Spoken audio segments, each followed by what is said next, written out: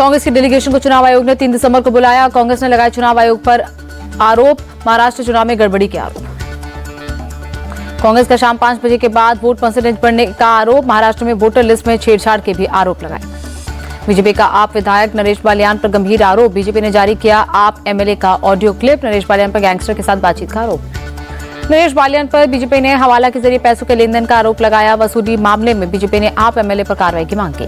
BJP नेता गौरव भाटिया का आम आदमी पार्टी पर निशाना, कहा दिल्ली की जनता आप सरकार से त्रस्त है।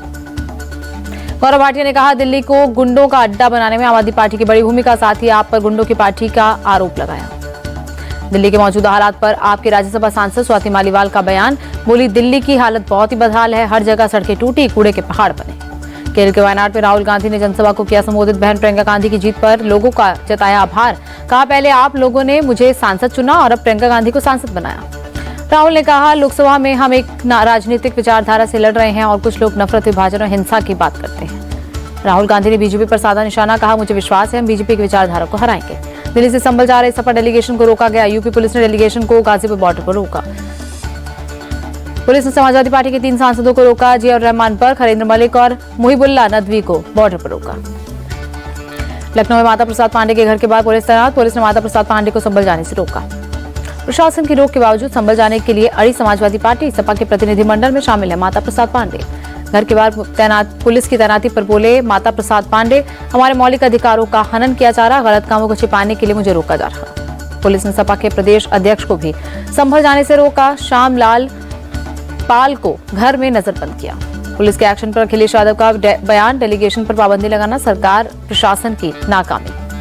सपा नेता रविदास मेहरोत्रा ने संभल के डीएम एसपी को हटाने की मांग की, कहा संभल हिंसा की हाई कोर्ट के जज से जांच कराई जाए। सपा के प्रतिनिधिमंडल के संभल दौरे पर कांग्रेस नेता प्रमोद तिवारी का बयान, कहा जिला प्रशासन क्या छिपा रहा है, राज्य सरकार क्यों नहीं चाहती है कि विपक्ष संभल का दौरा करे।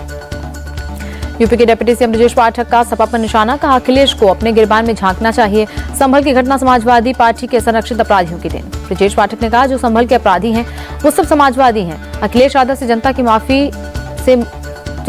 देश की जनता से माफी मांगने की मांग की। यूपी के डिप्टी सीएम केशव प्रसाद मौर्य का सपा पर निशाना, कहा उपचुनाव में करारी हार का जख्म सपा भूल नहीं पा रही है।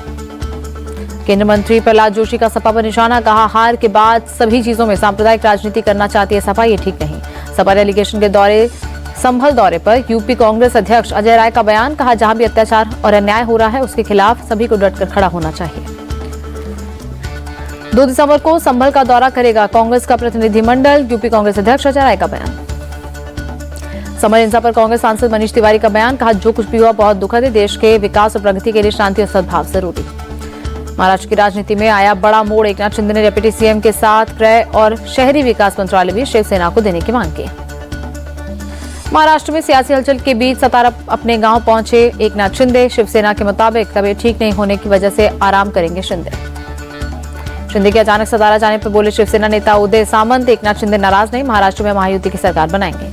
महाराष्ट्र सरकार ने राज्य वक्फ बोर्ड को मजबूत करने के लिए 10 करोड़ रुपए ट्रांसफर करने का आदेश वापस लिया, राज्य के मुख्य सचिव सुजाता सोनिक ने दी जानकारी। बीजेपी के विरोध के बाद फैसला लिया गया वापस, बीजेपी की दलील वक्फ को पैसा देने का फैसला एडमिनिस्ट्रेटिव लेवल पर लिया गया, संविधान में वक्फ बोर्ड का कोई जिक्र नहीं। शहजाद पूनावाला का कांग्रेस नेता जगताप की टिप्पणी पर बयान, कहा संवैधानिक संस्था का अपमान करना कांग्रेस की पहचान है, ये उनकी पुरानी आदत। दिल्ली कांग्रेस के अध्यक्ष देवेंद्र यादव का बयान, हम दिल्ली की सभी 70 सीटों पर लड़ेंगे चुनाव, हमारा किसी से कोई गठबंधन नहीं होगा। केंद्रीय मंत्री ज्योतिरादित्य सिंधिया ने विपक्ष के उठाए गए ईवीएम मुद्दे पर कहा जीते तो ठीक लेकिन हारे तो किसी और पर दोष मढ़ दें, ऐसा कब तक चलेगा। लखनऊ में सीएम योगी और केंद्रीय मंत्री नितिन गडकरी ने की समीक्षा, राज्य में रूट प्लान को लेकर बैठक में की चर्चा।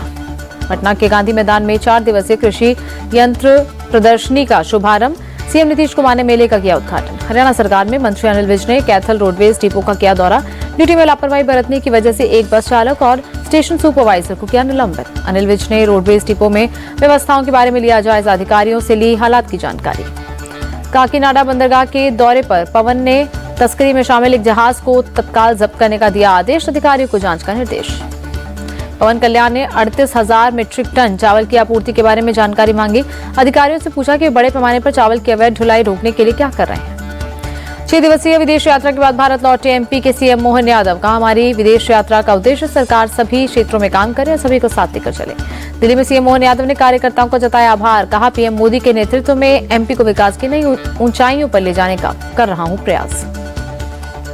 बांग्लादेश में हिंदुओं पर हमले के खिलाफ भारत में प्रदर्शन। हैदराबाद में वीएचपी ने ह्यूमन चेन बनाकर जताया विरोध। हिंदुओं की सुरक्षा को लेकर उठाई आवाज। हैदराबाद में वीएचपी कार्यकर्ताओं ने बांग्लादेश के खिलाफ जमकर की नारेबाजी। बैनर और पोस्टर के जरिए सड़कों पर उतरे लोग। बांग्लादेश के मुद्दे पर आरएसएस का बयान। हिंदुओं पर हो रहे अत्याचार को बंद करने की मांग उठाई। कहा, बांग्लादेश सरकार मूक दर्शक बनी हुई है। आरएसएस के सर कार्यवाह दत्तात्रेय होसबोले ने चिन्मय कृष्णदास की तुरंत रिहाई की मांग की। भारत सरकार से भी पीड़ितों की हर संभव मदद की लगाई गुहार। बाबा बागेश्वर की यात्रा समाप्त होने पर बोले, जगत गुरु रामभद्राचार्य, हिंसक नहीं होता हिंदू, हमें कटना नहीं है, बंटना नहीं है, एक रहना है। रामभद्राचार्य ने कहा, 21वीं सदी हिंदुओं की होगी। मथुरा जन्मभूमि हिंदुओं को मिलेगी। जो हिंदू की बात करेगा वो सत्ता में राज करेगा। चेन्नई में चक्रवात फेंगल का दिखा असर। लगातार बारिश के बाद जलभराव की स्थिति बनी। चेन्नई में भारी बारिश के चलते लोगों की परेशानी बढ़ी। लोगों को यातायात में मुश्किल का सामना करना पड़ रहा। चेन्नई में चक्रवात फेंगल के चलते बह रही तेज हवाएं। काशी में 2 इलाके को लेकर जारी किया गया अलर्ट। चेन्नई में चक्रवात फेंगल के बीच बदला मौसम का मिजाज। दिन में भी छाया अंधेरा। सीएम एमके स्टालिन ने फेंगल चक्रवात से निपटने की तैयारियों का लिया जायजा। चेन्नई में कंट्रोल रूम का किया दौरा। चेन्नई में सीएम एमके स्टालिन राहत शिविर का किया दौरा। चक्रवात फेंगल से प्रभावित लोगों के लिए खाद्य सामग्री का किया निरीक्षण। पुडुचेरी में चक्रवात फेंगल की वजह से तटीय इलाकों में हुई बारिश। समंदर में उठी ऊंची लहरें। चक्रवात फेंगल को देखते हुए प्रशासन अलर्ट। कई रास्तों पर की गई बैरिकेडिंग। चेन्नई के कई इलाकों में बीती रात हुई बारिश। शाम जनजीवन हुआ प्रभावित। दिल्ली में नहीं कम हो रहा हवा में प्रदूषण का जहर। आज भी एयर क्वालिटी इंडेक्स 400 पार। दिल्ली के आनंद विहार और चिराग दिल्ली इलाके में बहुत खराब श्रेणी में। लोधी रोड पर AQI 303 पर पहुंचा। दिल्ली में प्रदूषण से लोगों को नहीं मिल रही राहत। यमुना नदी के पानी के ऊपर तैरता दिखा सफेद झाग। बंगाल के नक्सलवाड़ी में DRDO दस्तावेजों की तस्करी का आरोप। सेना के खुफिया विभाग और पुलिस ने वन विभाग के कर्मचारियों को किया गिरफ्तार। दिल्ली गुड़गांव हाईवे पर स्कूटी में लगी आग। देखते ही देखते स्कूटी जलकर खाक। वाराणसी कैंट के रेलवे स्टेशन की पार्किंग में लगी भीषण आग। चपेट में आने से कई दोपहिया वाहन जलकर खाक। चंडीगढ़ क्लब ब्लास्ट मामले के 2 आरोपी हिसार से गिरफ्तार। एनकाउंटर के दौरान पैरों में लगी गोली। हिसार के बाईपास टोल प्लाजा के पास रोके जाने पर दोनों ने पुलिस दल पर की फायरिंग। जवाबी कार्रवाई में हुए घायल। एडिलेड टेस्ट से पहले टीम इंडिया को मिली गुड न्यूज। भारतीय बल्लेबाज शुभमन गिल ने नेट्स में जमकर की प्रैक्टिस। सोशल मीडिया पर शुभमन गिल का वीडियो वायरल। शुभमन गिल को पर्थ टेस्ट से पहले प्रैक्टिस के दौरान लगी थी अंगूठे में चोट। ऑस्ट्रेलिया PM11 टीम के खिलाफ खेल सकते हैं गिल। दक्षिण अफ्रीका के पूर्व खिलाड़ी AB डिविलियर्स ने किया बड़ा दावा। कहा, रॉयल चैलेंजर्स बेंगलुरु की कप्तानी संभालेंगे विराट कोहली।